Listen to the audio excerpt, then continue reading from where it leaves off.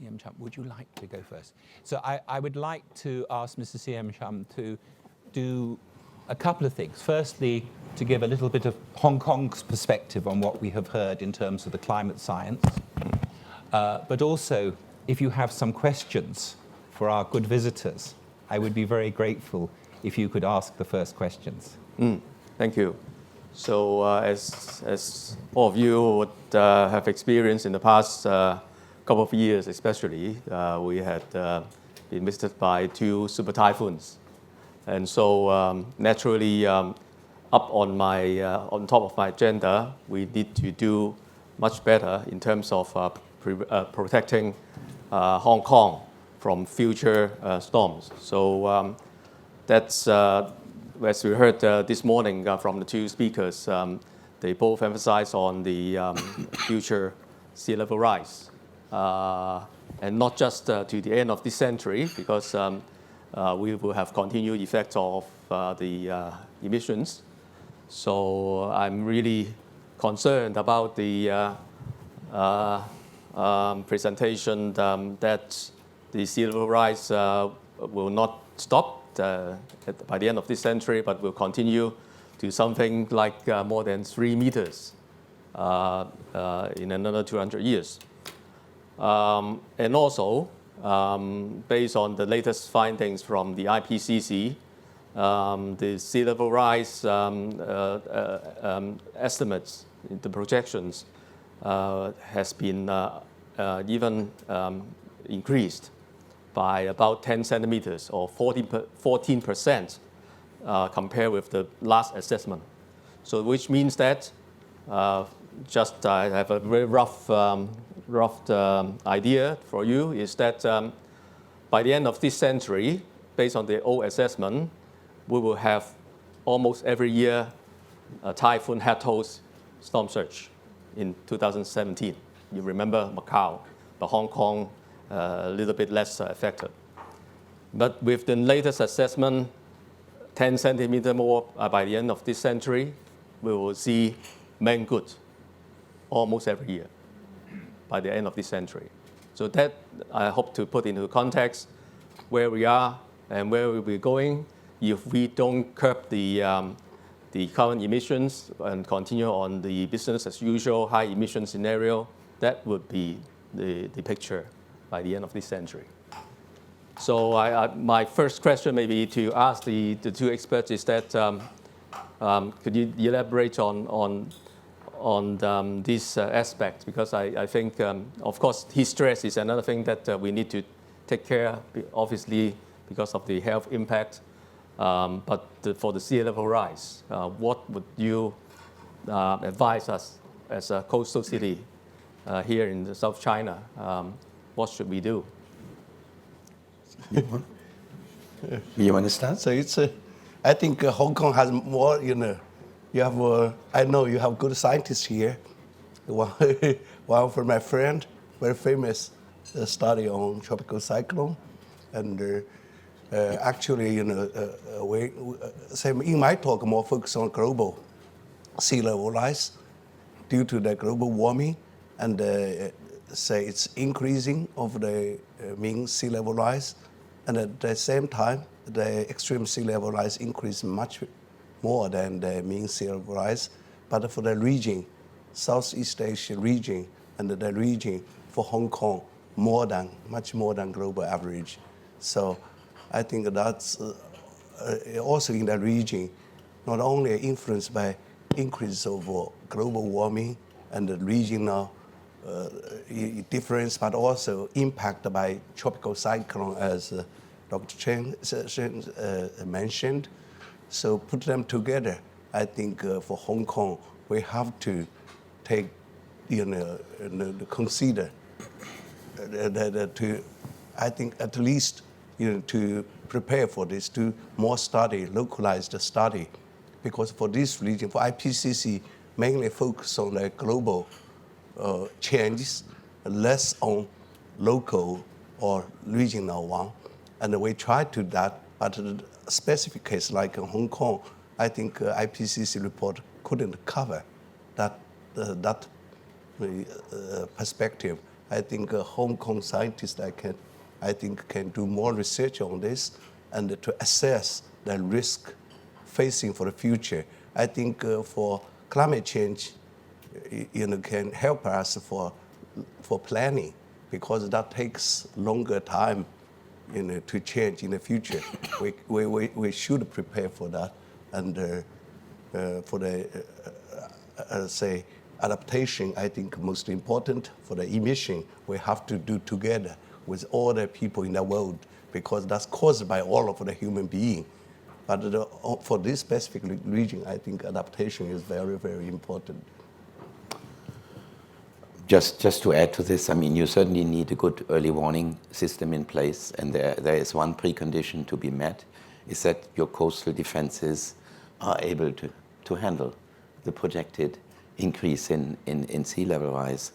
And we have not certainly been able to assess this for the region, but in general terms said that your policymakers and practitioners need to have the right awareness for the level of risk. If they are very concerned about the risk, they should always orient what they put in place according to the highest projections. And if there will be areas where you open where you can open the area for flooding, and other places where you have to really keep the water out. So these kind of balances need to be developed. But what we cannot take away at the moment is the uncertainty about the projections. And if you ask me, the next IPCC assessment report may actually come up with even higher projections. So there's nothing graved in stone here. And we need to be flexible over time. Yeah. Thank you. So can I have a show of hands for who would like to ask a question? One there. We'll go straight ahead to that question. And the second one here. Okay. Good morning. I would have a question to pose to Ms. Dr. Partner. I have no background of earth science. We always heard about that the majority of our warming is caused by human activities, and sooner or later, the Mother Earth will take up the self-enforcing cycle, take up the global warming, take up the further warming by itself. So may I ask whether my understanding is correct, or is there any mechanisms that Earth will help to recover itself by cooling it down, even without any further human activities to stop our carbon emission? Thank you. Thank you. And if we can take the second question, so we have two questions together. Thank you. Our per capita emissions, as you pointed out, Mr. Robert, is 6.6 on production basis. And as you said, if you're talking about net zero, then does it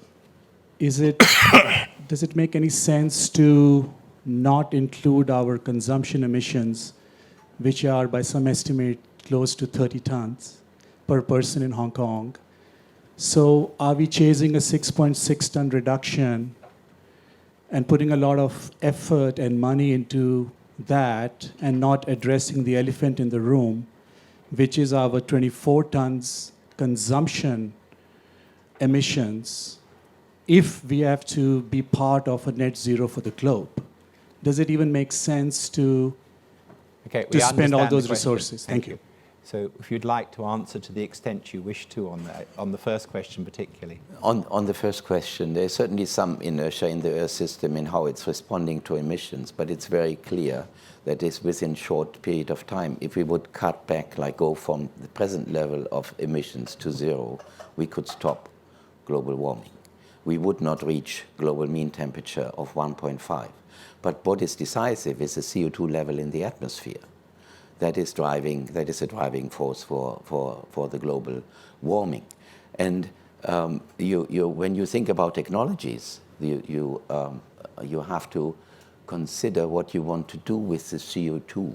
And this moves again a little bit into the mitigation space. Can you reuse the CO2 in terms of, for example, using it for methane production as part of the synthetic gas mixture that Robert was talking about, to build it into higher longer chain hydrocarbons as synthetic fuels for air traffic and ship traffic. So the CO2 in the air that we have, there's currently no process in hand where we can say we can set it by technological means, but we could move into a first step would be to move into an economy that does CO2 recycling rather than putting more and more and more CO2 into the atmosphere. So that should be our key parameter that we focus on, and that at the moment what we can only do is cut down emissions as much as possible to reduce the increase and reduce the degree of global warming. For the second question, do either of you, or shall I just talk quickly? Please go ahead. So to say, the expertise we have here is on the science and the impacts. Certainly, if the world is going to net zero, something's got to happen about all those emissions that are created, for instance, producing beef that we import. And we should be thinking about that, because we are going to have to change as a result of those changes elsewhere in the world. So it is very important. We should understand it. I personally think we should set targets for reducing our consumption of carbon-intensive items, and then think about policies that can move us towards that. But that is not a topic which we have the right expertise in the room today. Any more questions? One at the back. Anybody else? One at the back, and the second one here. Hi. I'm not sure the sources from which I got the information, but I've heard that even if we stop all emissions almost immediately, a very catastrophic level of global warming is inevitable. And the other kind of question is about nuclear, that I've heard also that the carbon emission in the entire supply chain is very high, even though the production through nuclear doesn't produce emissions. Can you clarify these two comments, please? Thank you. Can I try to... We take the second question and then... Thank you. Edwin now from the Green Earth. My worry actually is that it seems to me that our government has very low kind of awareness in the climate change risk. And lately, the chief executive of Hong Kong SAR government announced the policy address. And I can't hear any mention of, policies or setting targets that to make Hong Kong carbon neutral by certain day. And many countries set the target by 2050 needs to be carbon neutral. That is a big worry in my mind, that even our government supposed to be leader in our city to lead us to drive down our carbon emissions and bring us to a safe level. We didn't hear that, and lately the government has done 3-month public engagement exercise about long-term decarbonization strategy for Hong Kong. And in the document, it also didn't set a clear target that we should drive our city towards carbon zero by 2050 or even earlier. And can you give some advice to our SAR government? Thank you. I try to answer your first question about if we can reduce the emission immediately. Can we avoid the dangerous level? I think from climate change perspective, there is a so-called commitment change. What does it mean? Something like even you stop emission, but still continue to warm. But the level of warming, level of warming is not very high, say about less than 0.2 degrees Celsius globally.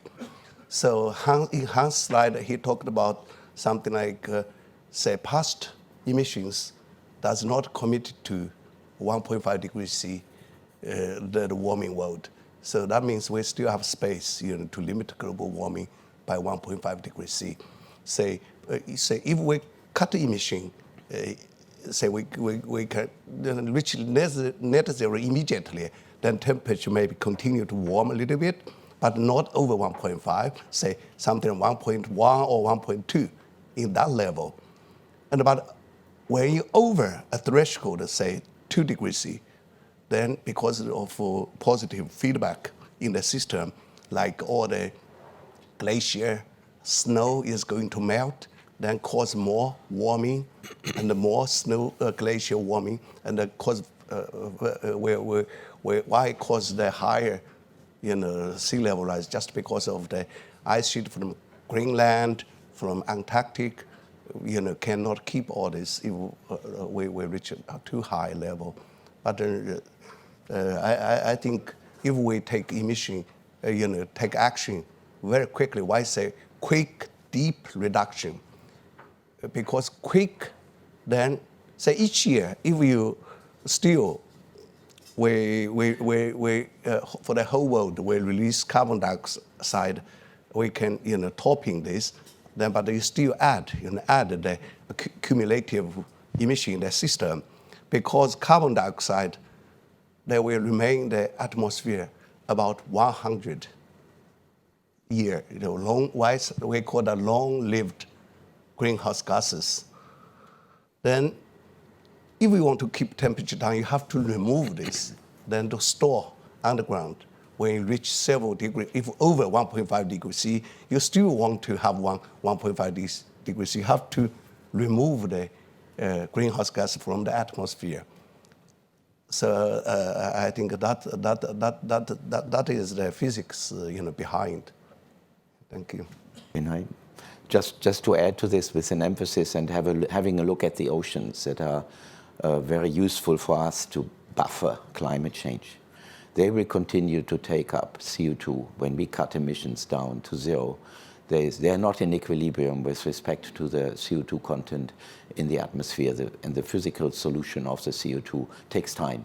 At the same time, the heat content of the ocean is not in equilibrium with atmospheric temperatures. So there will be continued buffering activity of the ocean that will help to then limit the degree of global warming. But then there are other processes that are equally kind of irreversible built into the system, and that is the melting of the ice sheets and of the glaciers. They are not yet in equilibrium with atmospheric temperature either.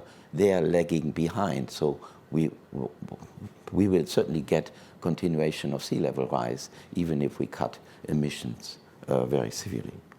Thank you. The nuclear question, I'm afraid we're not in a position to answer that one today, but by all means write into us and maybe we can find someone who can answer it for you. In terms of this whole business of where we need to go, by 2050, the recommendation is that the world, our humanity needs to be at net zero.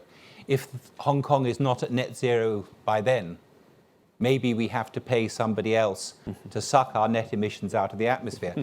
Today, we spend money on buying oil from Saudi Arabia. Maybe in 50 years' time, we are sending them money to have concentrated solar power, doing carbon dioxide removal, sucking it out of the atmosphere and putting it down in those holes where the oil came from. Do you have any more comment to make? Because we are nearly out.